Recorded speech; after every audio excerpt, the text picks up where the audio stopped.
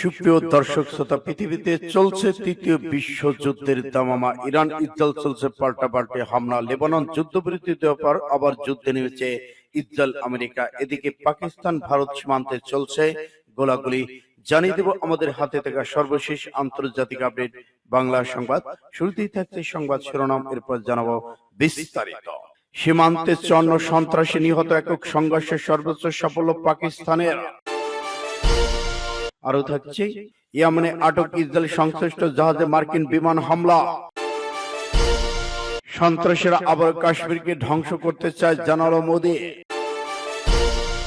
এদিকে প্রতিরোধ যুদ্ধারণায় ইসরায়েল নিশ্চিহ্ন হয়ে যায়, খামেনির মন্তব্য।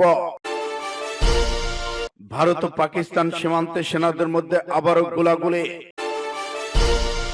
ইরান ইসরায়েল দ্বন্দ্ব, ইরানের পাশে রাশিয়া, চীন এবং কাতার। ইসরায়েলের সামরিক ঘাটতি সংকট, সৈন্যরা প্রশিক্ষণ ছাড়াই যুদ্ধক্ষেত্রে যাচ্ছে, অর্থোডক্স ইহুদিরা পালানোর পথ খুঁজছে। এবং সর্বশেষে জানিয়ে দেব, এবার লেবানন থেকে রকেট হামলায় কাঁপালো ইসরায়েল, পাল্টা বোমা বর্ষণ তেল আবিবে। এতক্ষণ শুনছিলেন সংবাদ শিরোনাম, এখন বিস্তারিত। তবে অনুরোধ থাকবে এই ভিডিওটিতে একটি লাইক দিন এবং কমেন্টস করে জানিয়ে দিন আপনি কোন জেলা থেকে বা কোথা থেকে আমাদের সাথে যুক্ত আছেন। ইরান ইসরায়েল যুদ্ধের আপডেট বাংলা সংবাদ হাতে পেতে চ্যানেলটি সাবস্ক্রাইব করুন, আমাদের সঙ্গে থাকুন এবং জানিয়ে দিন আপনাদের গুরুত্বপূর্ণ মূল্যবান মতামত। সীমান্তে 54 সন্ত্রাসী নিহত, একক সংঘর্ষের সর্বোচ্চ সাফল্য পাকিস্তানের। পাকিস্তানের সেনাবাহিনী জানিয়েছে দেশটির উত্তর ওয়াজিরিস্তানের হাসানখেল এলাকায় পাক আফগান সীমান্তে অনুপ্রবেশের প্রচেষ্টা রুখে দিয়ে কমপক্ষে 54 জন সন্ত্রাসীকে হত্যা করা হয়েছে।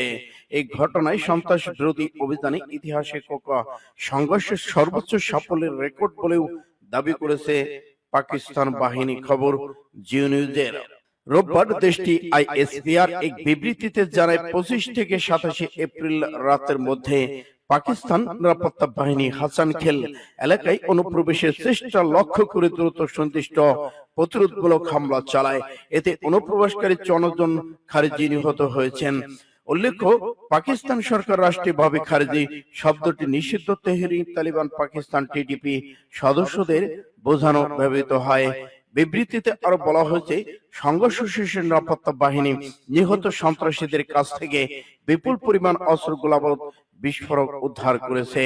পাকিস্তান আইএসপিআর আরো জানায়, গোয়েন্দা রিপোর্ট অনুযায়ী ওই সন্ত্রাসী তাদের বিদেশি প্রভুদের নির্দেশে পাকিস্তানের অভ্যন্তরে বড় ধরনের সন্ত্রাসী হামলার উদ্দেশ্যে প্রবেশের চেষ্টা করেছিল। একই সঙ্গে বর্তমান সময়ে যখন ভারত পাকিস্তানের বিরুদ্ধে ভিত্তিহীন অভিযোগ তুলছে, এ ধরনের সন্ত্রাসী তৎপরতা ইঙ্গিত দেয় যে তারা কার নির্দেশে কাজ করছে। পাকিস্তানের সংসদীয় নিরাপত্তা কমিটির বৈঠকে উদ্ধৃতি দিয়ে আইএসপিআর জানায়, ভারতের কৌশলগত উদ্দেশ্য হলো পাকিস্তান নিরাপত্তা বাহিনীকে বিভ্রান্ত করে সন্ত্রাসীদের জন্য সুবিধাজনক পরিবেশ তৈরি করা। কারণ সেনাবাহিনীর চলমান আক্রমণাত্মক অভিযানে চরম ক্ষতিগ্রস্ত হয়েছে। ইসলামাবাদ দীর্ঘদিন ধরে কাবুলে অনুরোধ করে আসছে যেন আফগান মাটি ব্যবহার করে টিটিপির মতো গোষ্ঠীগুলো পাকিস্তানে হামলা চালাতে না পারে। জাতিসংঘের নিরাপত্তা পরিষদের উপস্থাপিত এক রিপোর্টে কাবুল টিটিপির মধ্যে সহযোগিতার কথা নিশ্চিত করা হয়েছে। এরই জেরে চলতি বছরের জানুয়ারি পাকিস্তান সন্ত্রাসী হামলার সংখ্যা আগের মাসের তুলনায় 42% বৃদ্ধি পেয়েছে বলে Pakistani institute for conflict and security স্টাডিজের PICSS প্রতিবেদনে প্রকাশিত। সূত্র আরব নিউজের। ইয়েমেনে আটক ইসরায়েল সংশ্লিষ্ট জাহাজে মার্কিন বিমান হামলা। ইয়েমেনের সশস্ত্র বাহিনীর জব্দ করা ইসরায়েল সংশ্লিষ্ট পণ্যবাহী জাহাজ গ্যালাক্সি লিডারে হামলা চালিয়েছে মার্কিন বিমান বাহিনী। লেবাননে আল মায়াদিন টেলিভিশন নেটওয়ার্ক জানিয়েছে, মার্কিন যুদ্ধ বিমানগুলো গত শনিবার ইয়েমেন উপকূলে রাখাই গ্যালাক্সি লিডারে 3টি হামলা চালায়। গাজা উপত্যকায় ইসরায়েলি কোন হত্যামূলক যুদ্ধ শুরুর পরপরই ইয়েমেনি সশস্ত্র বাহিনী জাহাজটি জব্দ করেছিল।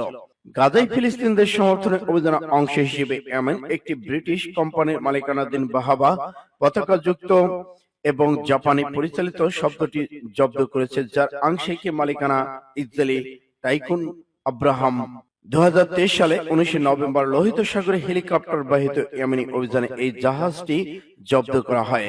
চলতি বছরের 22 জানুয়ারি ইয়েমেনি কর্তৃপক্ষ ইসরায়েল এবং হামাসের মধ্যে যুদ্ধবিরতি চুক্তি সমর্থন গ্যালাক্সি লিডারের 35 স্ক্রুজ মুক্তি পেয়েছে।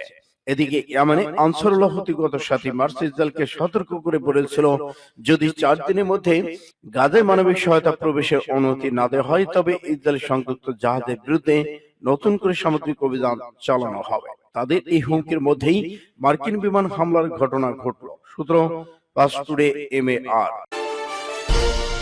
সন্ত্রাসীরা আবারও কাশ্মীরকে ধ্বংস করতে চায়, জানালো মোদী। কাশ্মীরের পেহেলগামে হামলার পর প্রত্যেক ভারতবাসীর রক্ত টকবক করে ফুটছে।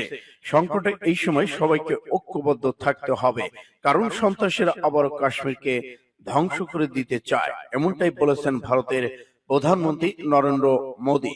দেশটির জনগণের উদ্দেশ্যে মোদী তার বার্তা পৌঁছানোর জন্য নিয়মিত বিরতিতে একটি অডিও ভিডিও বার্তা দিয়েছেন, যেটির নাম মন কি বাত। সে আয়োগে 121তম পর্বে কাশ্মীর ইস্যুতে নানা কথা বলেন তিনি। মোদী বলেছেন, কাশ্মীরে শান্তি ফিরে আসছিল, গণতন্ত্র শক্তিশালী হচ্ছিল, স্কুল কলেজের সংখ্যা এবং পর্যটন বৃদ্ধি পাচ্ছিল, কিন্তু শত্রুদের এটা পছন্দ হয়নি। হামলাকারীদের প্রতি আবারও করা ভাষায় হুঁশিয়ারি দিয়েছেন মোদী। বলেন, আমি নিহতদের পরিবারগুলোকে আশ্বস্ত করেছি তারা ন্যায় বিচার পাবে। এই হামলার নেপথ্যে যারা রয়েছেন তাদের কঠোর থেকে কঠোরতম শাস্তি হবে। ভারতের প্রধানমন্ত্রী বলেছেন, বিশ্ব নেতারা কাশ্মীর ইস্যুতে ভারতের পাশে আছে। তারা ইতিমধ্যেই আমাকে ফোন করেছেন, ঠিক চিঠি লিখেছেন, কেউ কেউ আবার মেসেজ দিয়েছেন। তারা খুব স্পষ্টভাবে সন্ত্রাসবাদের বিরোধিতার কথা জানিয়েছেন। পাকিস্তানের বিরুদ্ধে ইতিমধ্যে একাধিক পদক্ষেপ নিয়েছে ভারত। আগামী দিনগুলোতে আরো বড় কোনো পদক্ষেপের ইঙ্গিত রয়েছে বলে নরেন্দ্র মোদীর কণ্ঠে। সূত্র MMH। প্রতিরোধ যোদ্ধারা নয়, ইসরায়েল নিশ্চিহ্ন হয়ে যাবে খামেনি। সিরিয়ার প্রেসিডেন্ট বাশার আল আসাদ ক্ষমতাচ্যুত হওয়ার পরে তেহরানপন্থী প্রতিরোধ অক্ষ নিয়ে ভুল ধারণা রয়েছে যুক্তরাষ্ট্রের। প্রতিরোধ যোদ্ধা তথা হিজবুল্লাহ নয়, ইসরায়েল নিশ্চিহ্ন হয়ে যাবে বলে হুঁশিয়ারি দিয়েছেন ইরানের সর্বোচ্চ ধর্মীয় নেতা আয়াতুল্লাহ আল খামেনি। মঙ্গলবার আল আরবে এক প্রতিবেদনে এ তথ্য জানানো হয়েছে। খামেনি বলেছেন, সিরিয়ার দীর্ঘদিনের প্রভাবশালী ব্যক্তি ক্ষমতাচ্যুত হওয়ার সঙ্গে সঙ্গে তেহরান সমর্থিত প্রতিরোধ অক্ষ ভেঙে গেছে বলে মনে করেছেন ইসরায়েল যুক্তরাষ্ট্র। তবে তাদের এই ধারণা সম্পূর্ণ ভুল। টেলিভিশনের বক্তৃতায় তিনি বলেছেন, সিরিয়া পরিস্থিতির আলোকে ইহুদিবাদী শাসক গোষ্ঠী আমেরিকা অপরাধ করেছে। কেউ কেউ তাদের অপরাধের সহায়তা করে আসছে, ফলে তারা ভাবছে যে প্রতিরোধ অক্ষ শেষ হয়ে গেছে। আসলে তার সম্পূর্ণ ভুল ধারণার মধ্যে রয়েছে। খামেনি বলেছেন, আসাদ সরকারের উৎখাতের কারণে ইরান দুর্বল হবে না। খামেনি আরো জোর দিয়ে বলেছেন, আল আসাদের উৎখাত ইরানকে দুর্বল করবে না। ইহুদিবাদীদের ধারণা তারা সিরিয়ার মধ্যে হিজবুল্লাহ বাহিনীকে ঘিরে ফেলতে পারবে, এভাবে করে তাদের নির্মূল করা সম্ভব হবে, কিন্তু বাস্তবতা হলো ইসরায়েল নির্মূল হচ্ছে। ভারত ও পাকিস্তান সেনাদের মধ্যে আবারও গোলাগুলি। ভারত ও পাকিস্তান সেনাদের মধ্যে নিয়ন্ত্রণ রেখা LOC গতকাল শনিবার দিবাগত রাতে আবারও গোলাগুলি হয়েছে। এ নিয়ে ধারাবাহিকভাবে তৃতীয় রাতের মতো গোলাগুলি হলো। ভারতীয় সেনাবাহিনী আজ রোববার এই কথা জানিয়েছে। মঙ্গলবার কাশ্মীরে পেহেলগাম পর্যটন উপর হামলাকে কেন্দ্র করে ভারত ও পাকিস্তানের মধ্যে সম্পর্ক গত কয়েক বছরের মধ্যে সবচেয়ে তলান্তে উঠে এসেছে। ভারতের অভিযোগ, পাকিস্তান আন্তঃসীমান্ত সন্ত্রাসবাদকে সমর্থন দিচ্ছে, তবে পাকিস্তান এই হামলায় জড়িত থাকার কথা অস্বীকার করেছেন।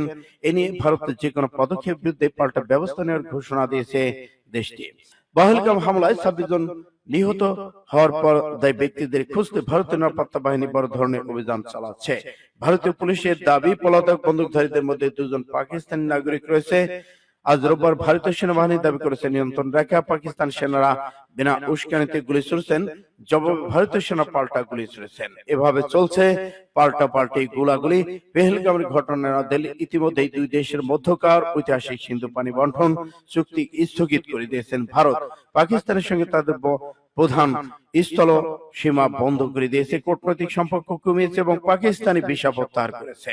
এদিকে ভারতের বিমান চলাচল আকাশ সীমা বন্ধ করে দিয়েছে পাকিস্তান। সূত্র পাস টুডে। ইরানের পাশে রাশিয়া, চীন এবং কাতার। রুশ প্রেসিডেন্ট ভ্লাদিমির পুতিন যে মুসলিমদের পরম বন্ধু সেটি তিনি বারবার প্রমাণ করে দিয়েছেন। ইসরায়েলের বর্বরতার বিরুদ্ধে সবসময় উচ্চ কণ্ঠ ছিলেন রুশ নেতার। ইরানের সাথে সবসময় গভীর বন্ধুত্ব বজায় রেখে চলেছেন ভ্লাদিমির পুতিন। দুই দেশের মধ্যে বন্ধুত্ব অব্যাহত রাখতে গোপনে ক্ষেপণাস্ত্র, ড্রোন আদান প্রদান ও চলমান রয়েছে। ইসরায়েল হামলার মাত্র কয়েকদিন আগে তেহরানে গিয়েছিলেন রুশ পররাষ্ট্রমন্ত্রী মিখাইল মিশুকশিন। বৈঠক করেন ইরান প্রেসিডেন্ট মাসুদ পেজেশকিয়ানের সাথেও। সে বৈঠকের কথা জানার পর বহু বিশ্লেষকের ধারণা, ইসরায়েল ইরানে হামলার পিছনে পরোক্ষ সাই ছিল রুশ প্রেসিডেন্ট ভ্লাদিমির পুতিনের। সেই ঘটনা ছিল পরোক্ষ। এবার সরাসরি ইরানের সাহস এবং ইসরায়েলের আগ্রাসন নিয়ে উচ্চ কণ্ঠ পুতিন প্রশাসন। মধ্যপ্রাচ্য সংকটের নেপথ্যে যুক্তরাষ্ট্রের যে কলকাঠি নাড়ছে সেই ব্যাপারে সরাসরি ক্ষোভ ঝেড়েছেন রাশিয়ার পররাষ্ট্র মন্ত্রণালয়ের মুখপাত্র মারিয়া জাকারোভা। তিনি বলেছেন, পূর্ব এশিয়ার মার্কিন প্রেসিডেন্ট জো বাইডেনের নীতিতে এই অঞ্চলে অশান্তি আরো বৃদ্ধি পেয়েছে। মধ্যপ্রাচ্যে সংকট পুরোপুরি অকৃতকার্য বাইডেন প্রশাসন। টেলিগ্রাম দ্য পোস্টে তিনি বলেছেন, এই সংঘাত একটি রক্তাক্ত নাটক যা শুধু দ্রুত গতিতে এগোচ্ছে। বাইডেনের ব্যর্থতার মধ্যে মধ্যপ্রাচ্যের যুদ্ধের আশঙ্কা বাড়ছে বলে মন্তব্য করেন মারিয়া জাকারোভা। চীনের প্রেসিডেন্ট শি জিনপিং ইরানের পরম বন্ধু। নীতিগতভাবে সবসময় ইরানের পাশে ছিল শক্তিশালী দুই দেশ এবং থাকবে। সূত্র আরব নিউজের। ইসরায়েলের সামরিক ঘাটতি, সংকট, সৈন্যরা প্রশিক্ষণ ছাড়া যুদ্ধক্ষেত্রে অর্থোডক্স ইহুদিরা পালানোর পথ খুঁজছে। ইহুদিবাদী ইসরায়েলের বিরোধী দলের প্রধান ইয়ার লাপিদ ইহুদি, হারিদি এবং অর্থোডক্স সম্প্রদায়ের ইসরায়েলের সেনাবাহিনীকে কাজ না করার সমালোচনা করে বলেছেন, শাসক গোষ্ঠী মন্ত্রিসভা এই সম্প্রদায়ের ইচ্ছার প্রতি সমর্থন করে রিজার্ভ সৈন্যদের বোঝা আর ভারী করছে। ইরানের বার্তা সংস্থা ইরনার বরাদ্দে ইহুদিবাদী বিরোধীদের দলের নেতা ইয়ার লাপিদ বলেছেন যে তিনি সেনাবাহিনীতে কাজ করতে ইহুদিদের অস্বীকৃতির বিরুদ্ধে কঠোর অবস্থান নেবেন এবং যে কেউ সেনাবাহিনীতে চাকরি করবেন না তিনি মন্ত্রিসভা থেকে সেকেল ইহুদিবাদী শাসকদের মুদ্রা পাবেন না। ইহুদিবাদী শাসন ব্যবস্থায় এ অবৈধ অস্তিত্ব ঘোষণার পর থেকে যেসব জটিলতার সমস্যার মুখোমুখি হয়েছে তার মধ্যে হারিজি সামরিক পরিষেবা বিষয়টি অন্যতম।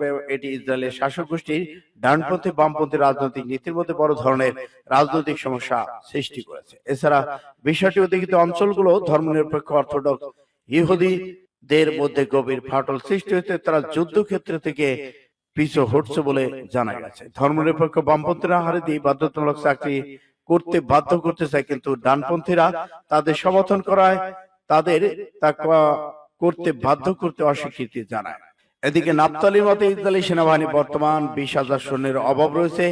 ইহুদিবাদী সংবাদপত্রে এক প্রতিবেদনে লিখেছে, গাজা উপত্যকায় দীর্ঘস্থায়ী যুদ্ধের কারণে সেনাবাহিনী ঘাটতি সেনাবাহিনীকে আরো সতর্কমূলক সময়সীমা বাড়াতে বাধ্য করেছে। এতে যুদ্ধক্ষেত্র থেকে পলায়ন করছে ইহুদি সৈন্যরা। সূত্র ফাস্ট টুডে MBA।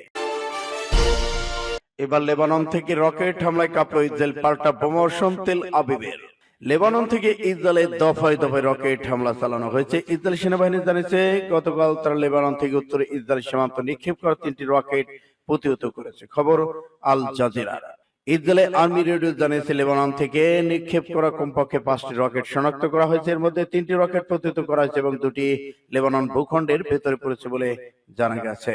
রকেট হামলার পর মেতলায় সাইরেন বেজে ওঠে। গত ডিসেম্বর পর লেবানন থেকে এই প্রথম রকেট ইসরায়েলের হামলা শুরু হয়েছে। আল জাজিরা এক প্রতিবেদনে বলা হয়েছে, রকেট হামলার পর ইসরায়েলি সামরিক বাহিনী দক্ষিণ ইয়াহমোর শহরে উৎকণ্ঠ পাল্টা গুলিবর্ষণ শুরু হয়েছে। তবে এসব সংঘাত এখন পর্যন্ত কোনো হতাহতের খবর পাওয়া যায়নি। লেবানন ভিত্তিক হিজবুল্লাহ সংগঠন এখন পর্যন্ত এই হামলার বিষয়ে কোনো মন্তব্য করেনি। এদিকে জবাবে ইয়েমেনের হুতি বিদ্রোহী ইসরায়েলকে লক্ষ্য করে একাধিক ক্ষেপণাস্ত্র হামলা চালিয়েছে। অন্যদিকে গত অক্টোবর শুক্রবার প্রথমবারের মতো ইসরায়েলে অন্তত 3টি রকেট হামলা চালিয়েছে হামাস।